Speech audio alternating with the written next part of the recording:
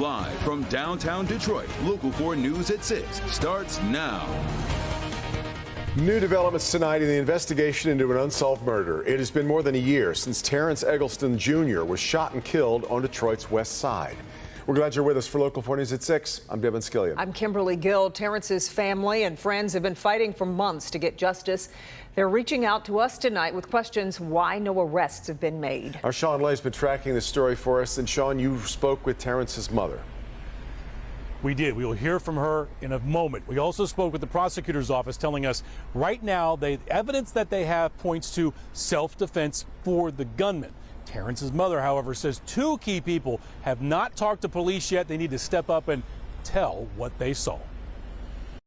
Terrence Eggleston Jr. was shot and killed in this area of Ward and Puritan on Detroit's west side. It happened more than a year ago, July 16th of 2022. The man who shot Eggleston multiple times has been walking free ever since.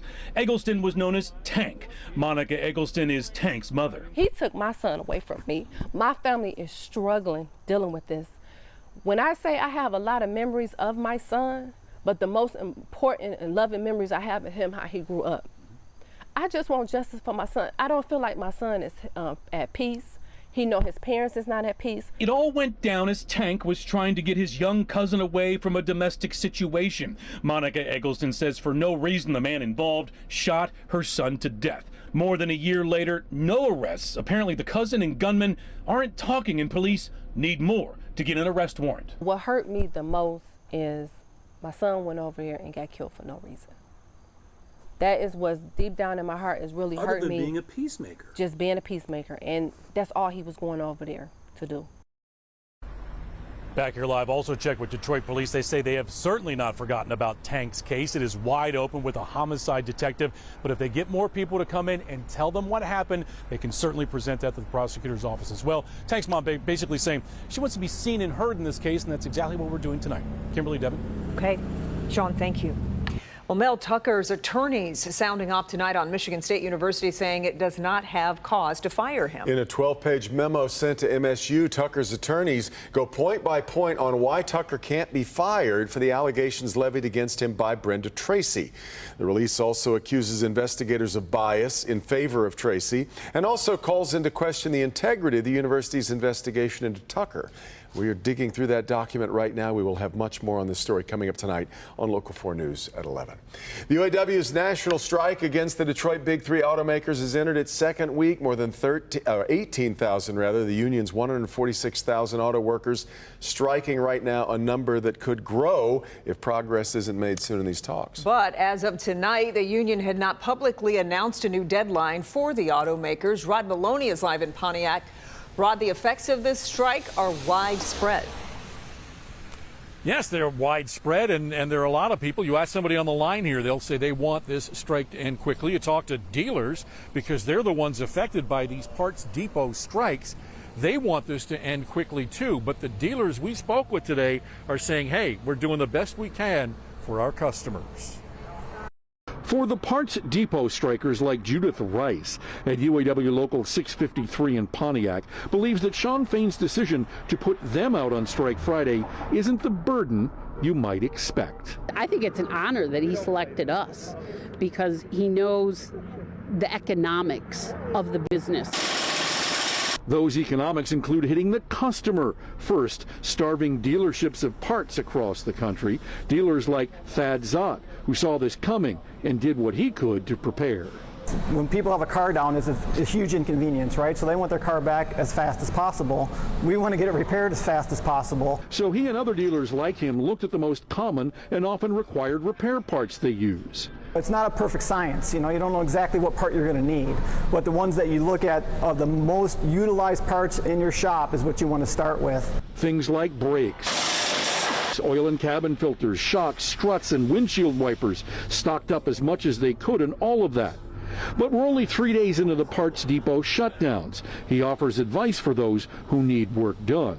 Certainly, you probably want to get your car in here sooner than later, but we're rolling through cars right now without a problem. And then, of course, if you're looking for a new vehicle, Zott says that many dealers he knows are sporting uncomfortably large inventories as a precaution against a longer strike.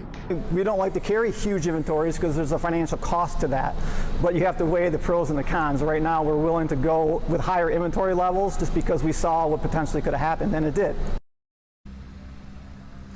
And so as it stands right now, if you want to get something accomplished, you probably need to get on it right away because, like I said, it's only been about 3 days now, so there are parts to be had out there, but they will dwindle before too long. Zott says that the dealers know what everybody has, and so they will trade parts back and forth to help each other out. And, of course, some of the parts depots have been delivering because they have white-collar workers inside doing some of the work. But even still, this can't go on much longer without having an impact at the dealership. Reporting live in Pontiac, Rod Malone, Local 4. Okay, Rod, we appreciate the update. Now, both President Biden and former President Trump are making trips to Michigan this week to talk with UAW members. The president will be in Michigan tomorrow, though details of his visit still under wraps. We do know Donald Trump is going to meet with about 500 workers when he visits Drake Enterprises. That's an auto supplier in Clinton Township. That visit will come the next day on Wednesday. New at 6. Major developments coming out today on the evidence gathered against Danielle Stislicki's accused murderer. The court rules much of that evidence cannot be used. Let's bring in our investigative reporter Karen Drew, who's been following this case since Danielle disappeared, and that was 2016. Karen. Devin and Kimberly, this is a big deal today, a major blow to the prosecution and a huge win for Floyd Galloway. Remember, he is the former security guard who is charged in Danielle's murder. Now, there are a lot of pieces to this puzzle, so let me set the stage to understand how we got here. 36-year-old security guard Floyd Galloway became a suspect in Danielle's murder early on, as he was one of the last people seen with her. Galloway's attorney had the guard take a lie detector test. Come to find out, the person who gave that test, James Hoppy, was so disturbed by what Galloway told him, he shared that information with then Troy Police Chief Gary Mayer, who then shared it with Farmington Hills Police Chief Chuck Nebus. He was investigating the case. Nebus dispatched detectives to search for clues, and they reportedly found Stislicki's keys, Fitbit, and also some security footage that put Galloway in the area. Her phone was never found. So the past few months, both sides have been fighting over whether that evidence can be used in trial. Well, today an appeals court concluded what was obtained was in a way that violated Galloway's attorney-client privilege, so it can't be used. So to be clear, this is what evidence cannot be introduced. Stislicki's keys, Fitbit, and that security footage we were talking about and testimony that put Galloway in the area at a Tim Hortons. This is the evidence that can be used. Records from Stislicki's cell phone are admissible. Remember, the phone wasn't found, but they decided the reason for that. The records were obtained from a search warrant before the lie detector operator shared what he learned and then told police. But this is a mess. A setback for the family, no doubt. But Galloway, though, is still in prison, right? Because he's serving term on unrelated cases. Right. He's serving 16 to 35 years on that kidnapping, assault, sexual assault of a jogger in Hines Park. Yeah. And the family lost another blow on that because they wanted that crime introduced, but they said they're two different crimes. So when it does go to trial, that evidence from that attack and a kidnapping can't be used. Yeah. Speaking of the family, I know you talk to the mom from time to time. Did she have anything to say about this latest ruling? I was texting and she just said no comment. She just said, you know, this is an active case and I can't say anything. And your heart breaks for any mother who's looking for justice, just looking for answers, not picking sides on anything, just wanting some answers. And when information can't be submitted into court, it's frustrating. Yeah. And there's no court date yet either, because I get so many messages on Facebook like, what's the latest? And we're staying on top of it. It's just, we're delay. Yep. All right. Thanks, Karen. Well, 23-year-old Grosse Ile Township man died after his boat overturned over the weekend near the Ford Yacht Club. Investigators say Hunter Polgar's body was found around 5:40 Saturday, about 10 hours after he went missing. Authorities say his boat had significant damage to its front, We still don't know what caused the boat to capsize or how it might have been damaged. Also, an official cause of death has not been released. All right, let's check what's going on outside by looking at that scene. Oh my. What a beautiful shot of the Mackinac Bridge, sun shining off the stanchions. If that doesn't make you want to hop in the car, drive up north. In fact, we should take the newscast on the road right now. Yeah. That's a good idea. Yeah, well, let's get over to Kim Adams. We do have some showers going to impact the next few days around here, though. We do. It's a little unsettled around here. I say we wait until the leaves have turned and make a fall pilgrimage up north. Yes, absolutely. All right, we've got some showers out there, mainly north of I-94, but a few downtown Detroit as well. Very, very light.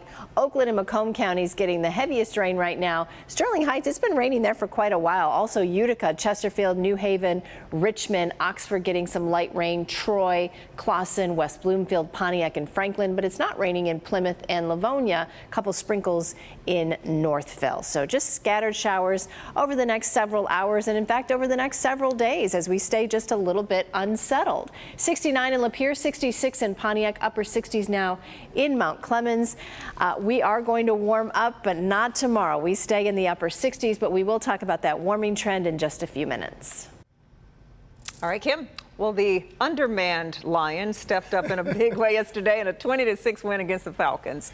I think it's only just now starting to quiet down over at Ford Field. Jamie's here now in for Bernie tonight. Some positive news on the injury front. That's really what we need to hear. Yes, the cavalry might be coming, as they say. The Lions should be getting some help. Taylor Decker, David Montgomery, Kirby Joseph, Emmanuel Mosley, all upgraded to limited practice today. Now, in a short week, we still are unsure about them. The team heads to Green Bay to take on Jordan Love and the Packers Thursday.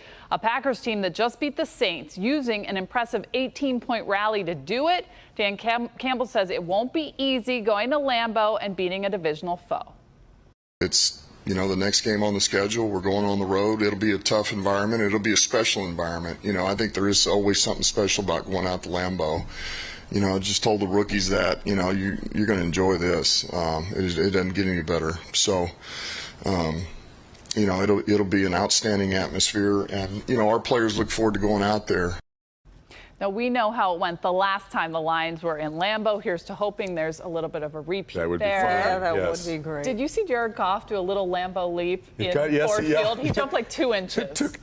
There's some work two stabs at it, but I'm glad the rookies are going to enjoy it because I'm sure enjoying the rookies. Yes. Aiden Hutchinson. I mean, his dancing skills are great, too. Let's not forget that. The stanky leg he kept Sam doing. Laporta, Ryan Branch. So many good ones. A beast. Really good stuff. All right, Jamie, more coming up in sports a little bit later on.